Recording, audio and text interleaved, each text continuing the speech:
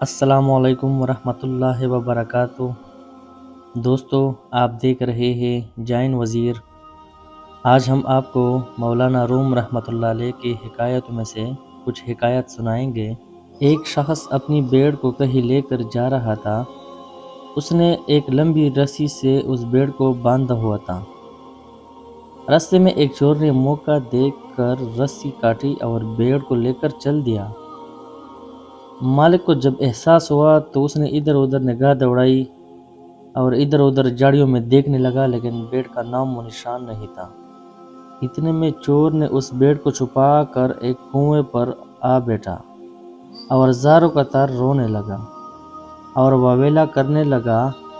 بھیڑ کے مالک کو شبہ تو ہوا، لیکن یہ حالت دیکھ کر اس نے پوچھا، اے بھائی، کیوں رو رہے ہو؟ اس چور نے جواب دیا کہ میری 500 درہم کی تیلی اس کنویں میں گر گئی ہے، لیکن میں اس کو نکال نہیں سکتا۔ اگر کوئی بھائی تیلی کو باہر نکالنے میں مدد کرے تو میں ان درہم کا 5واں حصہ یعنی 100 درہم بخوشی اسے دے دوں گا۔ بھیڑ والے نے دل ہی دل میں سوچا کہ یہ 10 بھیڑوں کی قیمت ہے۔ اگر ایک دروازہ بند ہوا تو کیا ہے، 10 دروازے کھل گئے۔ میری ایک بھیڑ کیا گم ہو گئی کہ اللہ تعالیٰ نے بدلے میں اونٹ دلوا دیا۔ اس شخص نے کہا کہ چلو یہ میں نکال کے دے دیتا ہوں۔ اس نے فوراً کپڑے اتارے اور کنویں میں اترا۔ جیسے ہی وہ کنویں میں اترا، چور نے ادھر موقع پا کر اس کے کپڑے اور سامان وغیرہ سب اٹھا کر وہاں سے بھاگ گیا۔ اسی طرح دوستو، مولانا رومی کی ایک اور حکایت ہے۔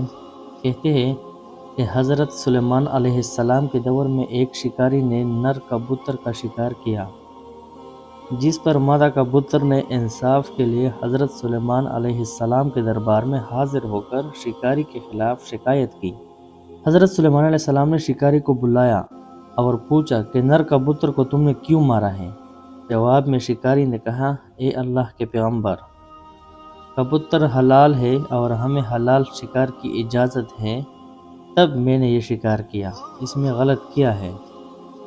شکاری کی بات سننے کے بعد کبوتر نے حضرت سلیمان علیہ السلام سے عرض کیا، اے اللہ کے نبی، مجھے اس پر اعتراض نہیں ہے کہ اس نے میرے نر کبوتر کا شکار کیا، بلکہ اعتراض اس کے دھوکے بازی پر ہے کہ یہ شکاری کے لباس کی بجائے عام لباس میں آیا۔